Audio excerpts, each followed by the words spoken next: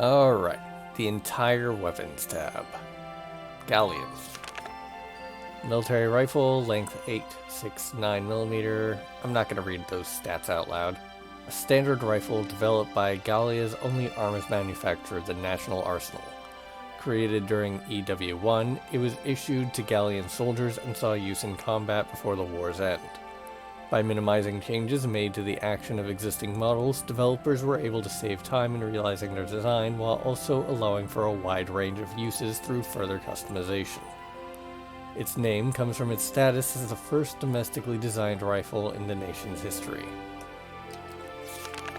The A. Designed to add stopping power to the Galleon's adaptable base, the Galleon A also uses a water-based cooling system within the action to ensure smooth rapid fire, uncommon in standard rifles. The experimental system worked better than even its designers had expected, also enhancing firing accuracy. The stock and other parts are identical to those used in the Galleon. The S. Firing accuracy was the focal point when developers created this daughter to the original Galleon. Its construction is 90% identical to that of its parent. Each part was farmed out to craftsmen specializing in various fields, combining to create a finely tuned gun. The barrel was also extended to an unusually extreme length to ensure a stable firing trajectory. The X. The Galleon underwent a major overhaul to enable the firing of specialty rounds for the Galleon X. Those rounds unfortunately deliver a substantial shock to the entire gun body when fired, requiring reinforcement not just of the barrel, but the entire gun. As a result, the Galleon X's gun stock was crafted from Cloden dark walnut, an exceptionally dense and resilient wood. ZM Car. Crafted by the Empire's top arms maker, Zeichmeister ZM Corp. This rifle is one of the factors that enabled the Imperial armies to sweep across Europa. Substantially lighter than conventional rifles, the ZM car greatly improved unit mobility and won the thanks of those forced to carry them on the march. Its distinctive axe shape earned it the nickname Francisca among its users. The Car B. A literal extension of the ZM car, this model features a longer barrel and a higher muzzle velocity. Thanks to a shock-absorbing buffer added between the action and barrel, the user experienced substantially less recoil, which in turn led to better accuracy. Further adjustment to the construction allowed it for the use of specialized rounds as well.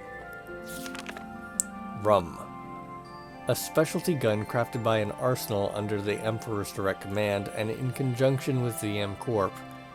It marries the accuracy of a sniper rifle with the power of a heavy machine gun. Its muzzle dampening system and drum-shaped magazine together yield a fearsome, rapid-fire performance. Quite rare, Silveria Bless was the only member of the Gallian invasion force to possess one.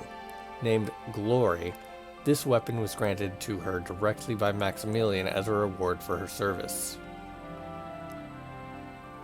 That is a long gun.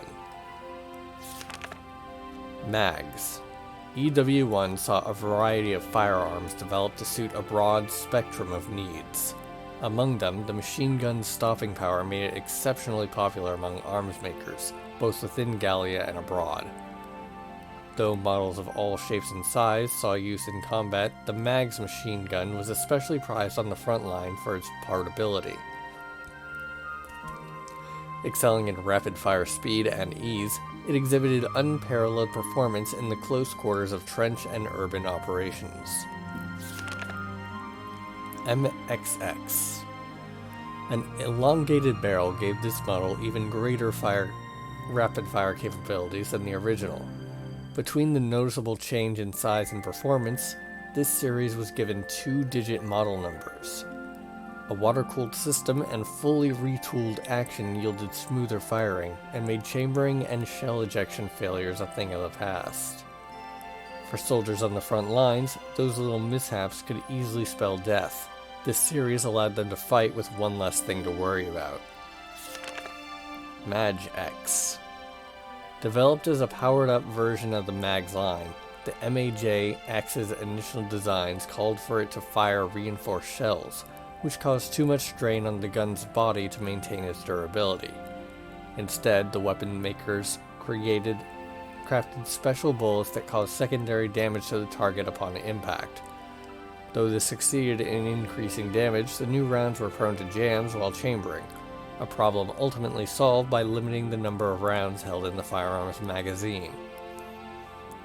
This is the one that gives damage down, I believe. T-Mag. A thorough redesign from the ground up gave birth to this vastly improved gun. Countless variants on the mags existed, but the base was fast approaching its limitations. The key to progress was a loading device invented by Professor Thamir for use in tank machine guns. Built around that device, the T-Mag saw a larger magazine and vast improvements in clip size and firing speed. The T in the line's name was added in deference to the professor who made its creation possible. ZMMP. The ZMMP boasts a degree of refinement so high it was lauded as Zeichmaster's ultimate masterpiece. Excelling in firepower, accuracy, and portability, it represents the pinnacle of everything required of a machine gun. Further sweetening the deal is the high concentration of pressed parts, easily manufactured at low cost. With these guns in hand, Imperial forces crossed Europa unchecked by the Federation and other nations. MPB. This remodeled ZMMP boasts a modified barrel, allowing for the use of specialty rounds without any loss in performance.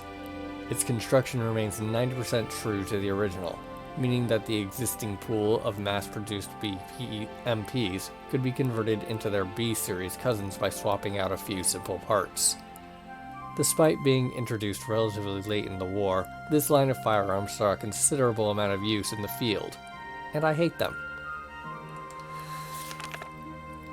Lankar. Gallia's most common anti-tank lance, developed as a way to allow foot soldiers to combat tanks unassisted. An armor-piercing warhead is loaded into the lance's tip, then fired at the target, detonating on impact. Though its power and effectiveness are indisputable, its considerable weight impedes the mobility of the user. The weapon draws its name from its use as a lance-shaped anti-armor device. Thamir. The use of a reinforced warhead core and contact mechanism yielded gains in both stopping power and trajectory stability in this redesign of the Lankar model. Wing stabilizers, derived from Professor Thamir's work, vastly reduced projectile drift, an issue that had forced users of the original series to fire from point-blank range. A greater effective range meant users could keep a safe distance, greatly improving their survival rate. Its effectiveness against Imperial tanks has had soldiers calling it the Tamer. Still misses occasionally, so I do in fact still bring my units up to the very edge of the tank before firing, because this pretty much just guarantees that those shots don't go flying off into the distance. Lankar SH. Developed as an anti-tank lance variant for anti-personnel use, the Lankar SH uses a mortar-like warhead packed with explosives. Its power, blast radius, and effective range all surpass that of a traditional hand grenade. As an anti-personnel weapon, portability was a top priority. The launcher saw a substantial slimming down, making the SH the lightest AT lance by far. That said, it still handily outweighs a normal firearm, meaning only those used to carrying lances can likely wield it. VBPL. This weapon could rightfully be called the grandfather of all anti-tank lances, developed by von Bismarck, VB, under the direction of founder Adolf von Bismarck, a leader in explosives research. As the first major power to realize the tank's battle potential, the Empire was also active in developing the means for combating enemy tanks. The designation PL comes from the term Panzerlance. GSR. The GSR sniper rifle has its origins as a rifle made for use on horseback, built with all the know-how amassed during the Galleon S's development. Its defining feature is a variable zoom sniper scope.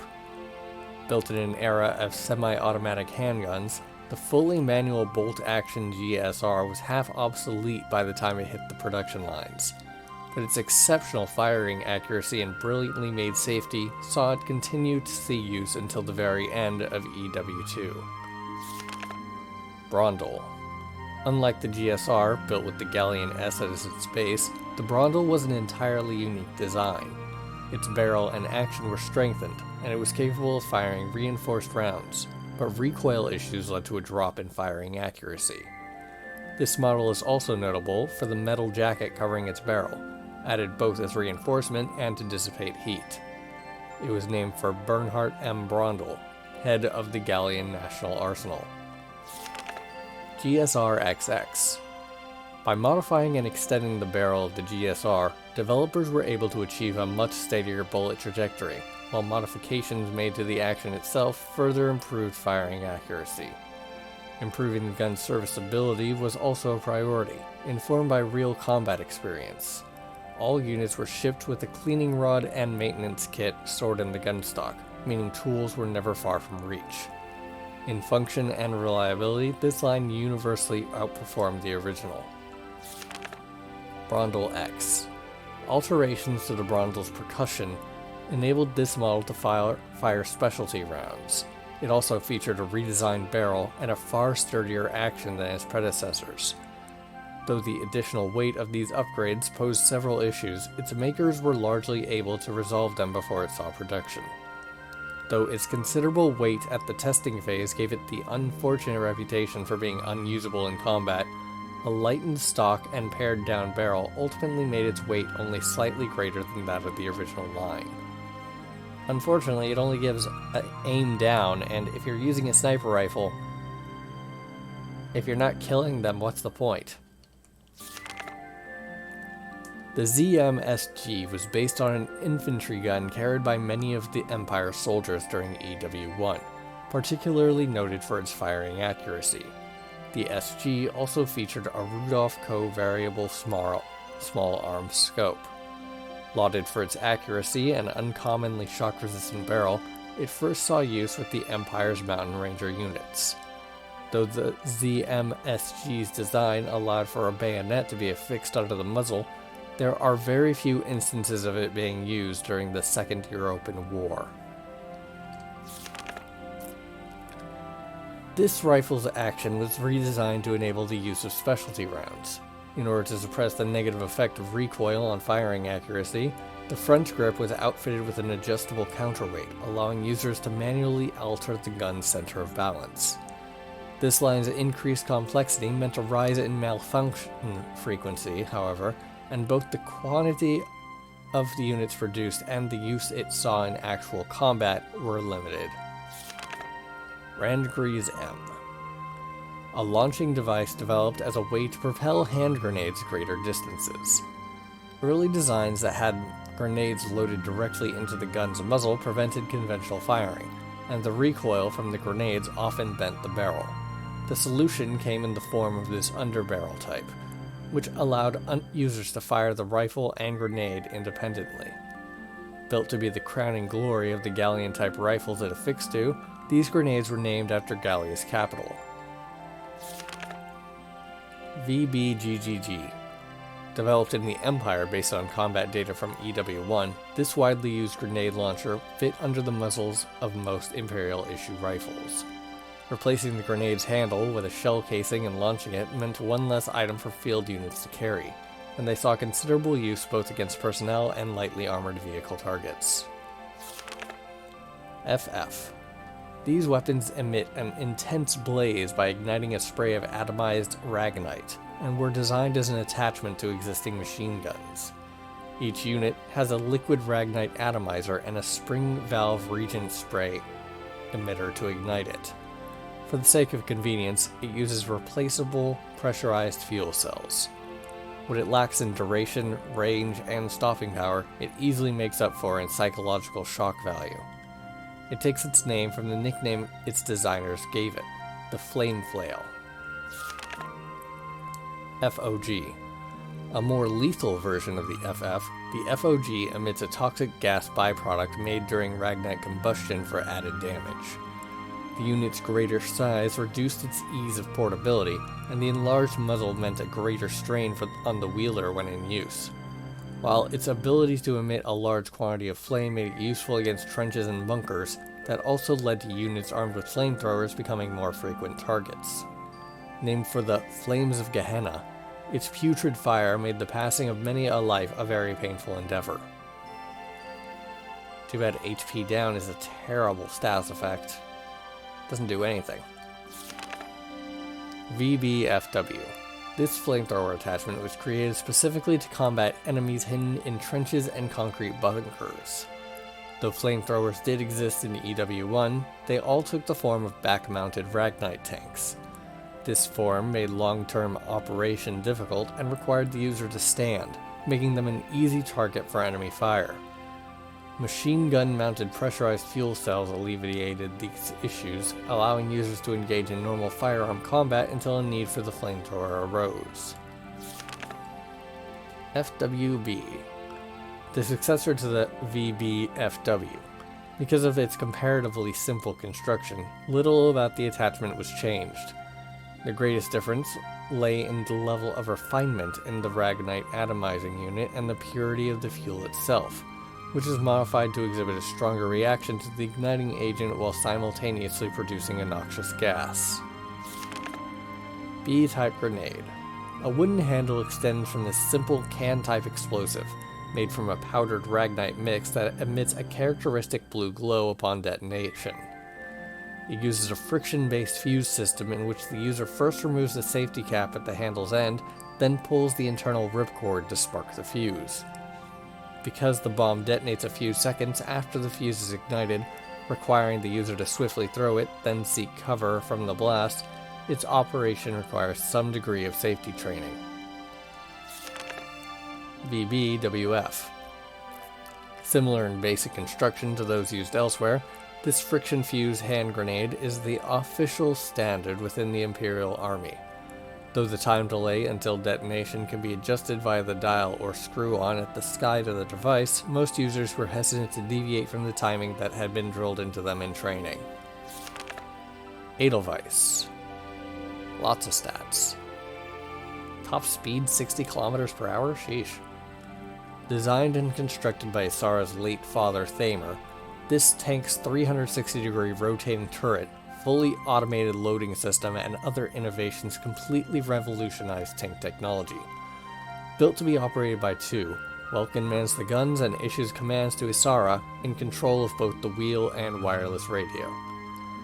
Despite its age, it was among the first to use angled plating and other emergent concepts, yielding high performance from an early test stage. Its high cost was all that precluded its mass production. Shamrock. 50 km per hour, max. So this thing is supposed to be slower than the Edelweiss somehow? Definitely has more movement points per metal used. Based on standard Galleon designs, this model used parts seized from Imperial tanks to enhance its armor plating and improve power output. Thanks to modifications by tank captain and engineer Zaka and the Shamrock's mechanic Leon, the main turret can be fitted with a cannon, flamethrower, or machine gun at will to meet the needs of the mission at hand. The tank is painted with a traditional Darkson pattern, Zaka's personal touch. Lupus. Even slower somehow. One of the latest Imperial tank models was further enhanced specifically for General Jaeger to use in the invasion of southern Gallia. Its treads are common for a heavy class tank, but it sports an ambitious 122mm cannon, the largest in the Empire at the time it was developed. The use of sloped glacier plating around the body represents just one portion of this beast's comprehensive defense. Lupus Regnum. Dropped the top speed a bit. This later form of the Lupus, made under Jaeger's direction, covered its radiator, a weak point common to all tank models, with extra plating, In addition to weighing the tank down considerably, this design bore a strong risk of overheating when operated for an extended period of time. Jaeger overcame that flaw by operating the vehicle near his platoon camps, where auxiliary cooling measures could be taken while attacking the enemy. Dromedarius. This upgrade to the heavy-class Imperial tank was made for limited-scale combat. With arms like a turret flamethrower and incendiary mortar, it was primarily made to combat enemy infantry units. The decision to utilize these tanks at Magyar precipitated a round of upgrades that enhanced the drive system and upped the engine's overall output. Light tank. Though originally developed before the outbreak of EW2, these tanks saw considerable use throughout the war. Taking the stage just as tanks began to see use as highly mobile units able to work in conjunction with troops on foot, this model came to define the epoch. By the beginning of EW2, however, they had begun to show signs of age, and were outclassed by Federation counterparts in terms of frontal firepower. As the Imperial gold standard in EW2 tank designs, over 12,000 of this model had been produced by 1935, the majority of which saw actual combat. It offers a solid balance between power, armor, and mobility at an exceptionally low price, making it highly versatile. Variants were made to suit a wide range of combat needs, and its ubiquitousness led Imperial soldiers to associate it with home, calling it the Fatherland. This heavyweight tank's powerful, relatively long-barreled rotary cannon and front-mounted, wide-muzzled fixed cannon combined to form a shockingly effective frontal offense. A small magazine mounted at the turret's rear increased the number of rounds the tanks carried, while the use of a large interchangeable chassis kept costs low, a practice that later became common. Tank Destroyer. Originally developed as a self-propelled artillery unit, the addition of a drive system similar to that used in Imperial heavy tanks saw it reborn as a tank destroyer. Equipped with an anti-tank cannon based on anti-aircraft weaponry designs with exceptional armor-piercing capabilities, it became the bane of the Federation. This highly useful design soon took the field not just within armored squadrons, but as an escort unit for foot soldiers. Too bad it can be taken down by a single shock trooper at the weak point. Oh, ran out of units. That's actually good. Alright. Oh man, there is so much in everything. The Principality of Gallia. Full of nature and rich in Ragnite ore, Gallia borders the Empire to the east and the Federation on its western edge. This small, Central European nation is a constitutional monarchy, ruled by House Randgries, the hereditary sovereigns of Gallia. The first ruling ancestor of the house, revered as the legendary hero of the ancient war, the Valkyria, built a castle on the site of what is now the capital city Randgries, establishing it as the seat of Gallian rule. Despite its size of only 38,567 square kilometers and a population of just over 430,000, it boasts a rich and unique culture. The official currency is the ducat, and it is characterized by policies of armed neutrality and universal conscription. Alright, I'll actually get to this next time because I need more break.